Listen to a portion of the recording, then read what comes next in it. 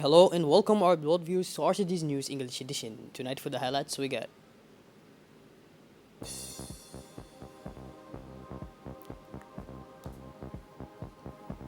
Forum on Nonviolence and Social Cohesion, Interior and Decentralization.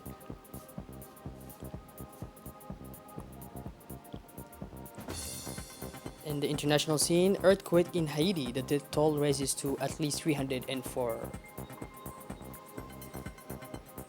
Those were the top stories for tonight. Welcome back, our beloved viewers. Under the aegis of the Minister of Decentralization, Mr. Qasim Harun Ali, and the Ministry of the Interior, in close collaboration with the UNFD, the Commune of Bil'aus organized this morning the closing of the trade conference on nonviolence and social cohesion at the UNFD headquarters. This conference is a continuation of the awareness-raising campaign on nonviolence and social cohesion, launched on Wednesday, 11 August, and which ended this morning at the UNFD headquarters. The conference was attended by the Vice President of the UNFD, Mrs. Hasna Hamad Balil, parliamentarians including the Honorable Member of Parliament, Mrs. Umma Muhammad Hamid, the President of the Commune of Bil'aus, Mr. Muhammad Ismail, the Presidents of the various annexes, the heads of the neighborhoods, the Ukals and Ulamas of the various neighborhoods, and members of civil society. It should be noted that the ultimate objective of this awareness campaign is above all the consolidation of unity, peaceful cohesion of communities, and living together. The speakers all in turn emphasized the importance of preserving national unity and rejecting violence in all its forms, and kept reminding us that Djibouti is a haven of peace and that Djiboutians hold on dearly and proudly to this hard-won peace. National stars Abi Yazid and Gesod illuminated the event with traditional songs in both regional languages, Afar and Somali.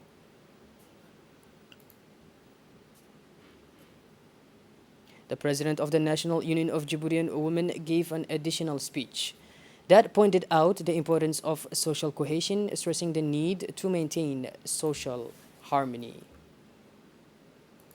The Minister of Decentralization, His Excellency Mr. Qasim Harun Ali, said in his speech that the people of Djibouti are united and strong and that no circumstances will disturb this unity and cohesion that is the pride of all Djiboutians. Moving on to the Minister of Social Affairs and Solidarity, Mrs. Ulufa Ismail Abdo, received on a courtesy visit Mr. Mikhail Golvanov, the Russian ambassador to Djibouti. The diplomat congratulated the minister on her appointment to the Department of Social Affairs while assuring her of his close collaboration by briefly presenting the areas of collaboration in the Republic of Djibouti. Surrounded by several close collaborators, the discussions first focused on the programs and actions implemented by the Ministry of Social Affairs and Solidarity in Djibouti, but also on the ways and means of expanding the partnership into other projects aimed at reducing poverty and increasing awareness of it.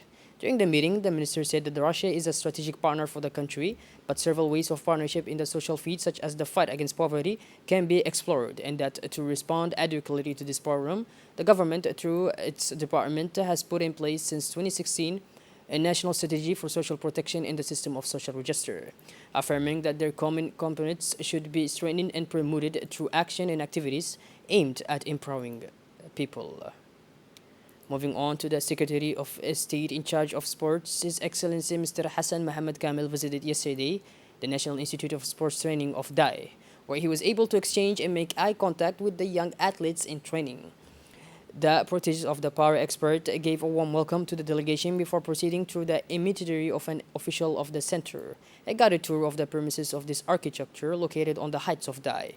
The National Institute of Sports Training thus perfectly meets the expectations of these young athletes freshly dedicated and promoted to integrate the national team together with the one in Ali Sibeh.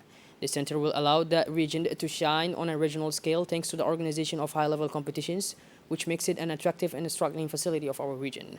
Success can sometimes be interrupted as the result of specific psychological or genetic characteristics, but above all as the product of a genial local athlete schools. Referring to our great neighbor, the power expert praised all the assets that this locality offers for the development and promotion of Djiboutian athletics before recognizing and saluting all the efforts made by the Secretary of State in charge of sports, who spared no effort to the young people can express their talents.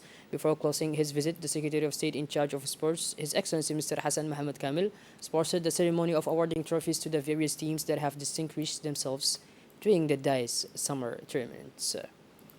The Embassy of India in Djibouti celebrated this morning the 75th anniversary of the Indian National Day. The ambassador, Ashok Kumar, organized a reception by gathering all the Indian nationals present in Djibouti.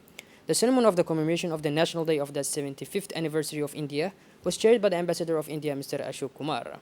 The ceremony was rich in color with traditional Indian melodies, raising of the Indian flag and the national anthem. India gained independence from British colonial rule on 15 August 1947 after a long struggle for freedom. This marked the birth of two new states, India and Pakistan. This day has been declared a national day and public holiday in India. The ceremony ended with a family photo of the Indian nationals present in Djibouti.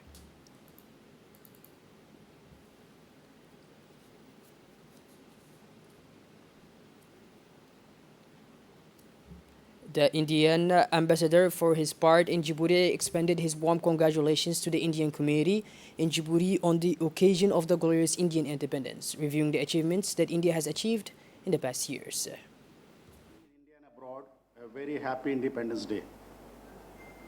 This day has a special significance as it marks the beginning of the 75th year of India's independence, for which Azadi Ka Amrit Mahotsav is being celebrated.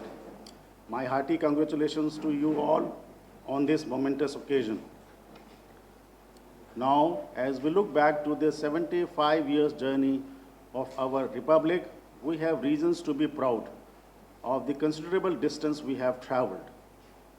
Gandhiji taught us that slow and steady steps in the right direction are preferable to rapid strides in the wrong direction. The world looks up at the miracle of India, home to the plurality of traditions and yet the biggest and most vibrant democracy. When India won independence 75 years ago, many skeptics thought democracy would not survive in India. Little did they know that roots of democracy were nurtured in this soil in ancient times, and even in modern times, India was ahead of many Western nations in offering franchise to all adults, regardless of any distinctions. The founding fathers had reposed their faith in the wisdom of the people, and we, the people of India, have made India a strong democracy. We have adopted the system of parliamentary democracy. Therefore, our parliament is the temple of our democracy, which provides us highest forum where we discuss, debate, and decide issues for the well-being of our people.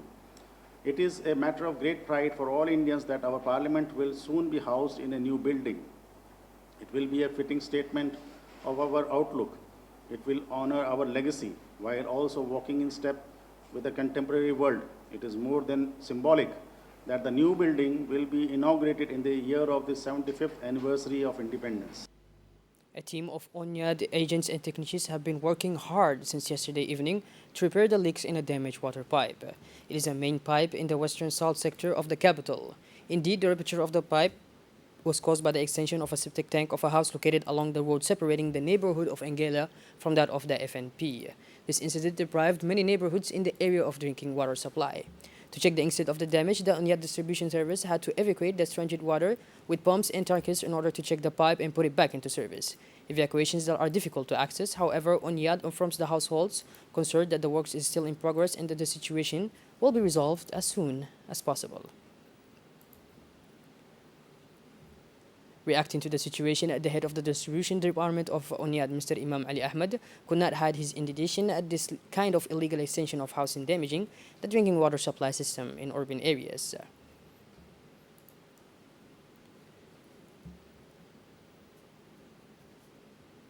UNFD again, in collaboration with UNFPA, organized a mass sensitization activity for young people with a series of emanations to raise awareness on female genital mutilation, but also on risky behaviors of young people.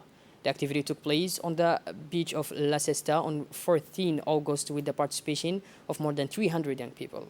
The general objective of this activity is to contribute to the improvement of knowledge on FGM and the risk behaviors of young people. More specifically, it will raise awareness among young people about the risks and dangers of drug use and the consequences of FGM on girls and women.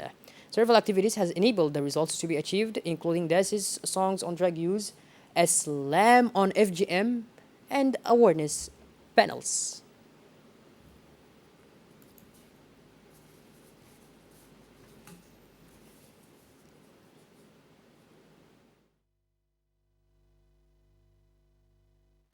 Moving on towards the international scene now, at least 304 people were killed in a powerful 7.2 magnitude earthquake that struck Haiti early Saturday, toppling buildings in the disaster-plagued Caribbean nation, is still recovering from a devastating 2010 quake.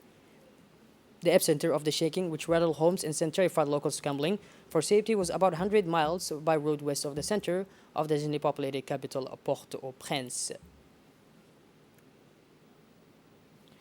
But this is our beloved viewers. We conclude this edition. Thank you for being with us and make sure to tune in later for more. Have a wonderful evening.